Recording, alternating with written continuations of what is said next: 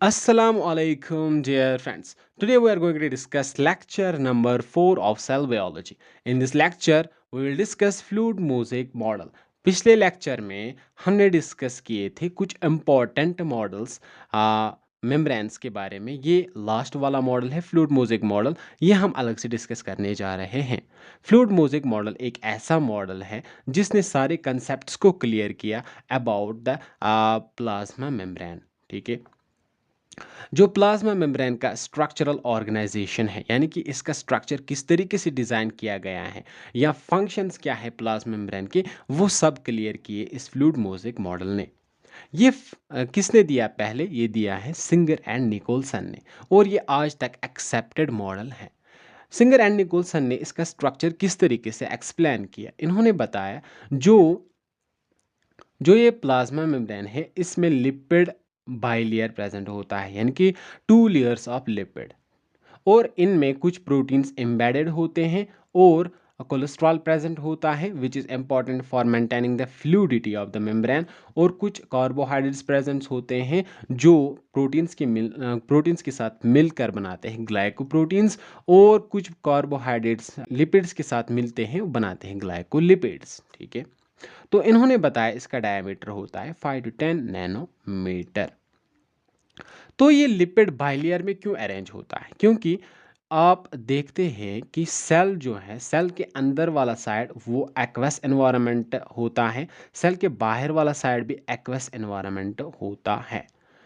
तो फॉस्फोलिपिड का स्ट्रक्चर कुछ इस तरीके से होता है। इसमें हाइड्रोफिलिक हेड होता है, यानी कि वाटर अट्रैक्टिंग, जो वाटर के साथ मिल जाए। हाइड्रोफोबिक टेल होता है जो वाटर से रिपल करता है, वाटर से दूर भागता है। ठीक है, तो जो outside the membrane aqueous environment है, तो इसीलिए फॉस्फोलिपिड्स जो अरेंज किए गए हैं कुछ इस तरीके से, उनका हेड जो है वो अट्रैक्टेड होता है, वो कांटेक्ट में होता है वाटर के। ठीक है, और जो दूसरी लेयर होती है प्लाज्मा मेम्ब्रेन की, वो जो एक्वस एनवायरनमेंट होता है outside the inside the cell, ठीक है, उसका जो फॉस्फोलिपिड का हेड है वो उसी के साथ इंटैक्ट होता है, वो उसी के साथ कांटेक्ट में रहता है, उसी एक्वस एनवायरनमेंट के साथ। ठीक है, इसीलिए ये मेम्ब्रेन स्टेबल है। ठीक है, तो इसने बताया कुछ इंटीग्रल प्रोटीन्स होते हैं जिनको हम इंट्रिंसिक प्रोटीन्स भी कहते हैं। इनमें आते हैं चैनल प्रोटीन्स, इनमें आते हैं कैरियर प्रोटीन्स, जिनका काम जो है वो आगे जाकर हम समझेंगे। और कुछ पेरिफेरल प्रोटीन्स होते हैं जो प्लाज्मा मेम्ब्रेन के बाहर साइड में प्रेजेंट होते हैं, और कोलेस्ट्रॉल भी प्रेजेंट होता है, और कुछ ग्लाइकोप्रोटीन्स प्रेजेंट होते हैं, ग्लाइकोलिपिड्स प्रेजेंट होते हैं, जिनकी अपनी अपनी फंक्शंस होती है, वो हम अलग से डिस्कस करेंगे। पहले देखते हैं फॉस्फोलिपिड्स। फॉस्फोलिपिड जो होता है ये एम्फीफ्लिक नेचर का होता है। एम्फीफ्लिक मतलब आप देख रहे हैं, एम्फीफ्लिक मतलब इसमें हाइड्रोफिलिक नेचर भी होता है और हाइड्रोफोबिक नेचर भी होता है। ये मॉलिक्यूल ऐसा होता है जिसमें हाइड्रोफिलिक नेचर भी होता है, हाइड्रोफोबिक नेचर भी होता है, दोनों नेचर होते हैं। तो उस मॉलिक्यूल को हम कहते हैं एम्फीफ्लिक, यानी कि फॉस्फोलिपिड जो है ये एम्फीफ्लिक मॉलिक्यूल है। इसका स्ट्रक्चर कुछ इस तरीके से है। आप यहाँ पर स्ट्रक्चर में देख रहे हैं, ये 3 कार्बन चैन है। ठीक है, तो कार्बन से मिला हुआ होता है फैटी एसिड। ठीक है, fatty acid unit carbon number 1 से मिला है फैटी एसिड यूनिट 1। ठीक है, कार्बन नंबर 2 से मिला हुआ है फैटी एसिड यूनिट 2। ठीक है, और कार्बन नंबर 3 से अटैच्ड जो है वो है फॉस्फेट ग्रुप। ठीक है, जो ये फॉस्फेट ग्रुप है, जो ये फॉस्फेट रीजन है, ये रिप्रेजेंट करता है हेड को। ठीक है, ये हेड को रिप्रेजेंट करता है। जो ये दो फैटी एसिड यूनिट्स हैं, फैटी एसिड यूनिट्स हैं, ये टू टेल्स को रिप्रेजेंट करते हैं, टू टेल्स बनाते हैं। और जो ये रेड से मैंने दिखाए, ठीक है, ये ग्लाइसरॉल यूनिट हैं। ठीक है, स्ट्रक्चर ग्लाइसरॉल बैकबोन इसमें प्रेजेंट होती है जो मैंने यहाँ पर दिखाई। ठीक है, फैटी एसिड टेल हैं। ठीक है, two fatty acids are attached to C1 and C2 of glycerol. जो C1 है या C2 है, इससे इन दोनों पर कार्बन नंबर 1 पर और कार्बन नंबर 2 पर जुड़ा हुआ होता है फैटी एसिड चैन। ठीक है, और फॉस्फेट हेड ग्रुप जो होता है वो अटैच होता है कार्बन नंबर 3 से। ठीक है, कार्बन नंबर 3 जो होता है इससे फॉस्फेट ग्रुप अटैच्ड होता है। जो हाइड्रोफिलिक होता है, हाइड्रोफिलिक मतलब which are water loving. The phospholipids arrange in two layer. जो फॉस्फोलिपिड है ये अरेंज होते हैं दो लेयर्स में, जो हमने अभी पढ़ा प्लाज्मा मेम्ब्रेन में, जिनको हम बताते हैं ये लिपिड बाइलेयर है। जो लिपिड बाइलेयर है ये सेपरेट करता है दो एनवायरनमेंट, दो एक्वस एनवायरनमेंट्स को, ये सेपरेट करता है दो एक्वस एनवायरनमेंट्स को। ठीक है, मिसाल के तौर पर ये प्लाज्मा मेम्ब्रेन है, लिपिड बाय ये फॉस्फोलिपिड बाइलेयर है। ठीक है, ये सेल का आउटसाइड है, ये सेल का इनसाइड है। ठीक है, तो ये भी एक्वस है एनवायरनमेंट है, ये भी एक्वस एनवायरनमेंट है। ये इन दो एक्वस एनवायरनमेंट को एक दूसरे से सेपरेट करता है। ठीक है, तो ये बनाता है एक मेम्ब्रेन जिसको हम कहते हैं सेमी परमेएबल मेम्ब्रेन। ठीक है, एक बैरियर होता है इन दो एक्वस एनवायरनमेंट्स के दरमियान।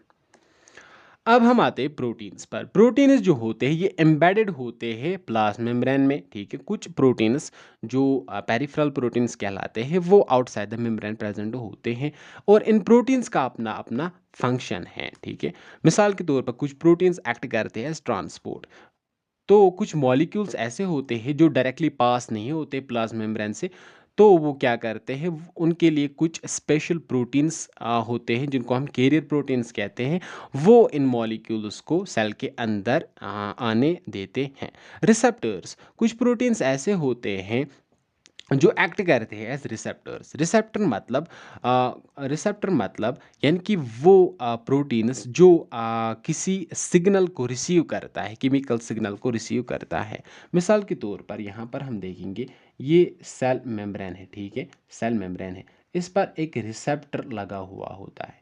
ठीक है, लगा हुआ है, ये रिसेप्टर जो है ये बना हुआ होता है प्रोटीन का।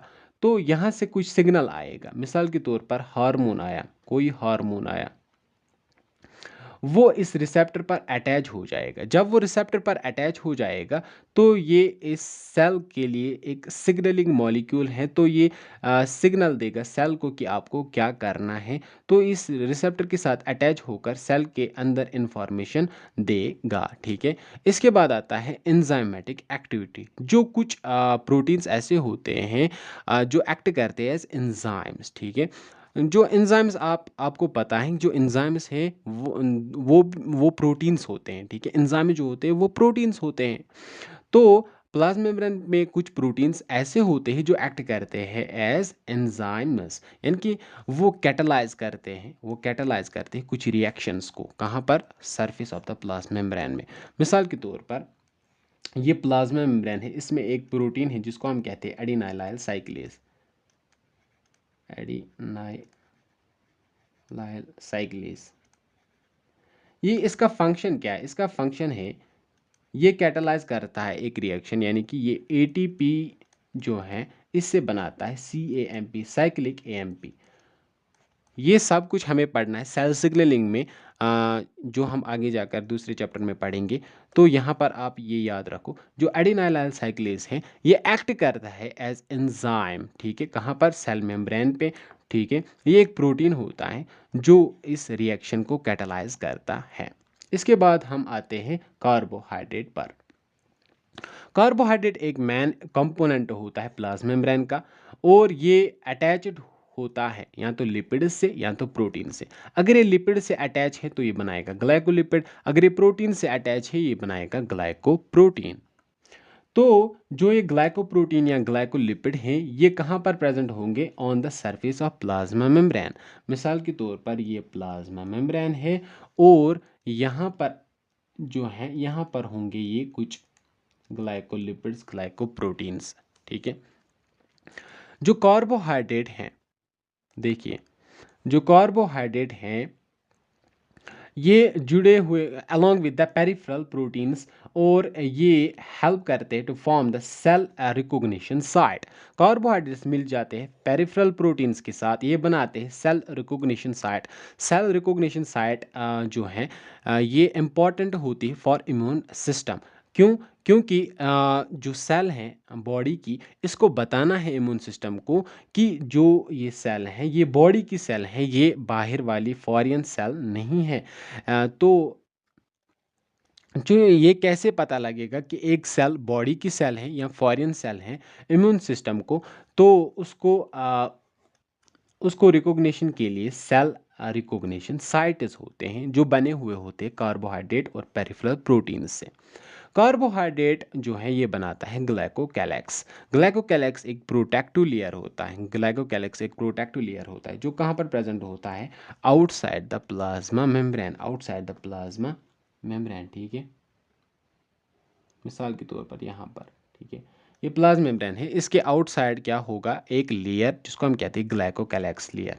ग्लाइकोकैलेक्स लेयर जो है ये हाइड्रोफिलिक होती है। हाइड्रोफिलिक मतलब इट अट्रैक्ट्स द वाटर, ये वाटर को अट्रैक्ट करती है। ठीक है, और ये किस में हेल्प करती है? हेल्प करती है interaction with the extra cellular environment, यानी कि जो बाहर वाला सेल का बाहर वाला एनवायरनमेंट है उसके साथ इंट्रैक्ट करती है। ठीक है, इसके बाद आते हैं हम फंक्शंस पर। फंक्शंस पर पहला फंक्शन है बैरियर फॉर्मेशन। दो फॉस्फोलिपिड बाइलेयर हैं, ये बनाता है एक barrier between inside and outside the cell. ठीक है, जो हमने अभी पढ़ा।